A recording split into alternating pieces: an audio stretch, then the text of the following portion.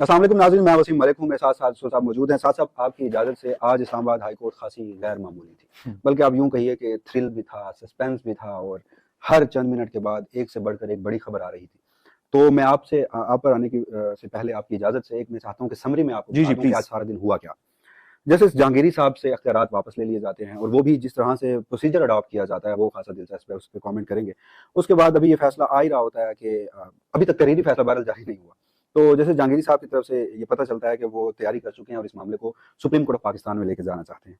जिसके बाद बुकला मैदान में आए, बार एसोसिएशन आई, बार काउंसिल्स आई, उनका सख्त रिएक्शन आया। आप आज वहां मौजूद थे, थोड़ा बताएं ना कि हुआ क्या। हाँ, प्रेस कॉन्फ्रेंस हुई और मैं सारा सीक्वेंस में इवेंट्स बता दूं, फिर मैं बता दूं। उसके बाद हुआ ये कि बार काउंसिल ने कल के रोज के लिए बाइकआउट का ऐलान कर दिया। उसके बाद ईमान मजारी साहिबा के खिलाफ जो एक मामला था, जैसे सरफराज जोगर का, वो एक जैसे समन ने पहले 3 रुकनी जजेस की कमेटी बनाई कि ये इंक्वायरी करेगी और कल 17 सितंबर के लिए इंक्वायरी रखी। तो उसमें जो एक जज साहब थे वो अचानक छुट्टी पर चले गए। हालांकि कंपिटेंट अथॉरिटी गुज़श्ता रोज तब्दील हो चुकी थी, वो जैसे समन से लेकर जैसे इनाम अमीन मिन्हाज साहब को दे दी गई थी। ईमान मजारी साहिबा के खिलाफ वहां पर रेफरेंस फाइल किया गया कि उनका लाइसेंस मनसूख किया जाए और ये वही शख्सियत थे अदनान आदिल साहब जो 9 अप्रैल को बड़े एक्टिव हुए और इस्लामाबाद हाईकोर्ट में जा पहुंचे थे कि जिस रात रात को इस्लामाबाद हाई कोर्ट के एग्जैक्टली कि उस वक्त के वजीर आजम ने जनरल बाजवा साहब को सैक कर दिया। उसके बाद होता यह है कि आज ईमान मजारी साहिबा का अगेन उसी मुकदमे में, मारन बलोच साहिबा के मुकदमे में, जैसे सरफराज जोगर साहब के पास केस था, वो खुद पेश नहीं हुई।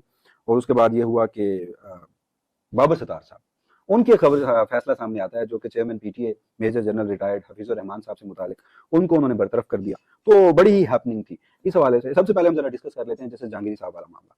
मैं खुद कमरा अदालत में था चूंकि वो मियां दाऊद साहब की दरखास्त थी। अच्छा, वो खुद पेश नहीं हुए, उन्होंने इल्तवा की दरखास्त दायर कर दी, लेकिन बार काउंसिल्स वहां पे मौजूद थी। उन्होंने कहा कि चूंकि दरखास्त पर एतराजात हैं और जब तक एतराजात के ऊपर आप कोई फैसला नहीं कर लेते तब तक अगर आपने नोटिस करना है जैसे जहांगीरी साहब को, या आप ये थ्रेशोल्ड अबूर करते हैं कि जी एतराजात खत्म होते हैं, तो उससे पहले भी आप हमें सुनेंगे और आप इस पे एक्स पार्टी डिसीजन नहीं करेंगे।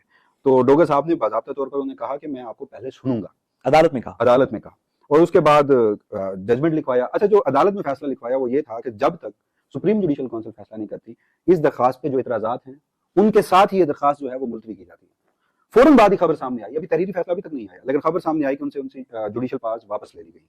और फिर एक और हुआ कि रिवाइज रोस्टर जारी हो गया, जिससे ये बात हतमी तौर पर सामने आ गई कि गालबन जो सोर्सेज की खबर थी वो कंफर्म हो गई है। तो अब मेरा सवाल ये है कि ना तो इतराजात खत्म हुए, ना मेंटेनेबिलिटी पे सवाल हुआ, ना कोवरेंटो में ये किया भी जा सकता है या नहीं किया जा सकता, उस बार को अबूर किया गया। ये फैसला आया, वापस ले लेंगे अख्तियारात। क्या है, आपने क्या कभी पहले ऐसी नजीर देखी? वसीम भाई, सबसे पहले मेरा ख्याल है कि मैंने क्या किसी भी शख्स ने उसकी ख्वाह पाकिस्तान की तारीख में वो उसको 1947 भी याद हो और आज भी याद हो, अगर किसी ने पूरी भी जुडिशल तारीख देखी हो तो उसने आज जैसा दिन तो नहीं देखा होगा। आज जो चीजें हुई उनको आप तकरीबन सीरियसली डिस्कस नहीं कर सकते, क्योंकि वो इतनी कानून के पहराए से, किसी भी इंटेग्रिटी वाले जुडिशल सिस्टम से इतनी दूर हैं कि सीरियसली बात करते हुए आप थोड़ा सा शर्मिंदा महसूस करते हैं। दो वजूहात की वजह से। एक, इस वजह से आप शर्मिंदा महसूस करते हैं कि ये हमारा जुडिशल सिस्टम है। चलें, जुडिशल सिस्टम भी दूर की बात, जिस अदालत को आपने एक मॉडल अदालत बनाया था, जैसे सतर मिनला वगैरह के टाइम के ऊपर, ये मॉडल कोर्ट थी। लाहौर हाई कोर्ट के अंदर से हमें शिकायत मिलती थी, बहुत सारे लोग शिकायत करते थे कि फैसले नहीं हो रहे हैं, गलत हो रहे हैं, ये है, कोई इन्फ्लुएंस में है, ये है। सिंध से मिलती थी, बात होती थी लोगों की, बात के अंदर लोग कहते थे कि फैसले नहीं ठीक हो रहे। बलोचिस्तान से, केपी से, हर जगह से सुप्रीम कोर्ट की से शिकायत थी। लेकिन इस्लामाबाद हाई कोर्ट दरमियान में एक ऐसी अदालत थी जिसके पास लोग जाते हुए भी खुश होते थे। लोग अपने आप को ये समझते थे कि अगर मुझे कहीं और से नहीं मिलेगा, लोग छुप छुपा के केपी से, पंजाब से, सिंध से, कोई सियासी वर्कर, कोई बच्चा, कोई बूढ़ा, कोई अगर वो कहीं से छुप छुपा के किसी तरीके इस्लामाबाद आ जाता था और अदालत में पिटिशन दायर कर देता था, और वो पिटिशन जस्टिस सतर मिनला या justice Jahangiri, justice Babar Sattar, justice यानी किसी के पास भी लग जाती थी, तो आप सोचते थे कि अगर तो अब ये एक फेयर फाइट है, अगर कानून मेरे साथ है तो मुझे रिलीफ मिलेगा, वरना नहीं। ये एक मॉडल कोर्ट थी। उसके साथ जो आज के दिन में हुआ उसको आप सीरियसली डिस्कस नहीं कर सकते, क्योंकि आपको अपने आप से थोड़ी शर्मिंदगी होती है कि कितनी जल्दी हमने ये सफर तय किया कि अब से कुछ और नहीं, अब से पिछले साल इस वक्त की कहानी तकरीबन गर्मियों की छुट्टियों के दरमियान की कहानी और थी और अब की कहानी और है। दूसरी बात इस वजह से शर्मिंदगी होती है कि हमारे लोग जो सुनने वाले हैं, जो कानून के तालिब इल्म नहीं है, जो वकील नहीं है, जो इस जुडिशल सिस्टम को जानते नहीं है, और हम दुआ करते हैं कि अल्लाह उनको कभी वास्ता भी ना डाले कचहरी से, वो जब ये बात सुनेंगे इतने एक ऐसे वक्त के अंदर जहां पे सैलाब और मसाइल और सियासी हलचल और मिसिंग पर्सन्स और पॉलिटिकल स्ट्रगल और इंटरनेशनल मसले और क्रिकेट और किस किस तरह की कहानियां चल रही हैं, उसके दरमियान में वो ये समझेंगे कि कैसी ये अजीब सी एक सिस्टम है जिसके अंदर आप इस तरह की चीजें कर सकते हैं। ये क्या हमारी बुनियाद इस जमहूरियत का दिफा किस तरह के निजाम के ऊपर है। तो शर्मिंदगी होती है इस तरह ये आज का दिन डिस्कस करते हुए, लेकिन फिर भी हम थोड़ी सी कर लेते हैं आपकी इजाजत से। सबसे पहले तो ये वाजे करें कि हम थोड़ी बात मफरूजे पे कर रहे हैं। उम्मीद ये है मुझे और दुआ भी ये है कि चले कम अज कम जो आपने ओपन अदालत में ऑर्डर लिखवाया था, जो आपने सुना, दीगर बहुत सारे लोगों ने सुना, अल्लाह करे कि वही ऑर्डर हो और बाकी अफवाह। ये पॉसिबल, अभी रिटन ऑर्डर तो आया नहीं यार। पहले हम इस मफरूजे से बात शुरू कर लेते हैं कि जो ऑर्डर लिखवाया गया था, जो अदालत के अंदर सबने सुना, वो ऑर्डर ये था कि हम इस पिटिशन को ऑब्जेक्शंस के साथ, सुनने वालों के लिए एक और बात कि ऑब्जेक्शंस का मतलब है कि अभी अदालत में केस ज़ेरे समात नहीं आया, अभी समात भी शुरू नहीं हुई। अभी कुछ ऑब्जेक्शन है कि कागज ठीक नहीं लगा हुआ, कोई मोहर नहीं लगी हुई, कोई साइन नहीं ठीक हुआ हुआ।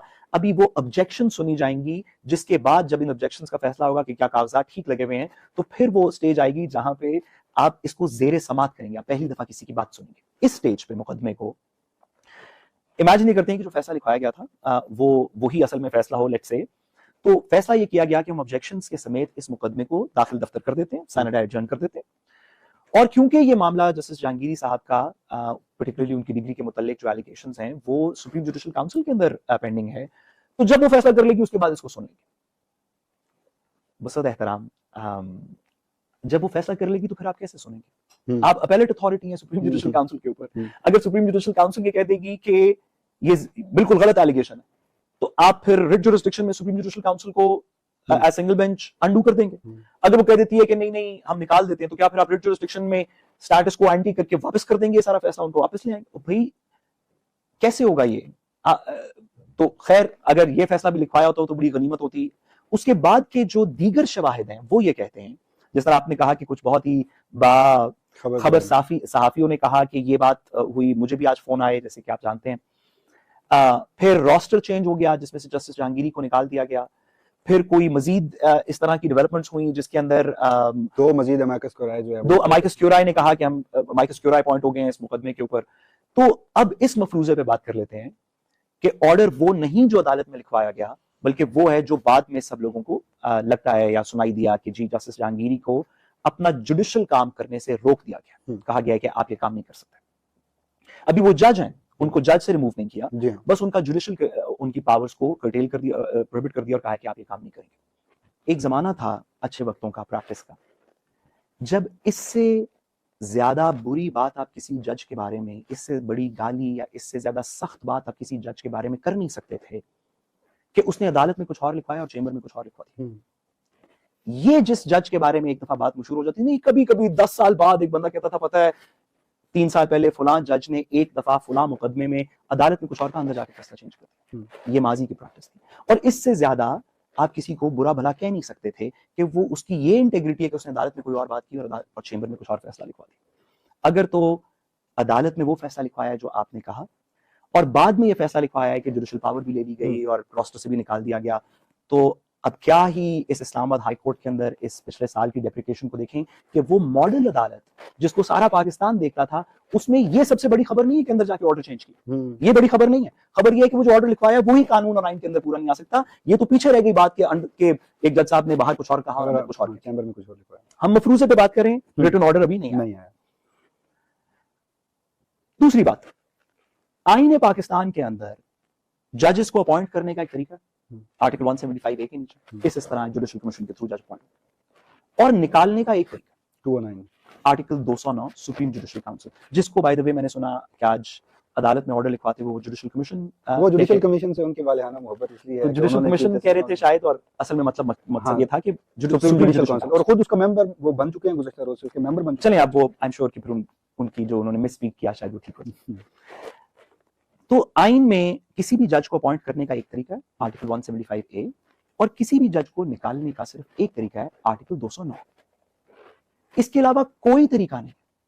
आप किसी ऑर्डर के तहत, किसी सस्पेंशन के तहत, किसी हाउस अरेस्ट के तहत आप जज को किसी करप्शन के तहत, अगर एक जज करप्शन के अंदर कन्विक्ट हो जाए तो भी उस कन्विक्शन को आपको 209 में लेके जाना पड़ेगा और कहना पड़ेगा कि क्योंकि ये करप्शन के अंदर कन्विक्ट हो गए हैं या मर्डर में या चोरी में या डकैती में, तो इनको प्लीज निकाल देंगे, मिसकॉन्डक्ट बनता है 209 के तहत, तो इनको निकाल दें। लेकिन जब तक 209 में फैसला नहीं होता बाय सुप्रीम जुडिशियल काउंसिल, जज रहता है।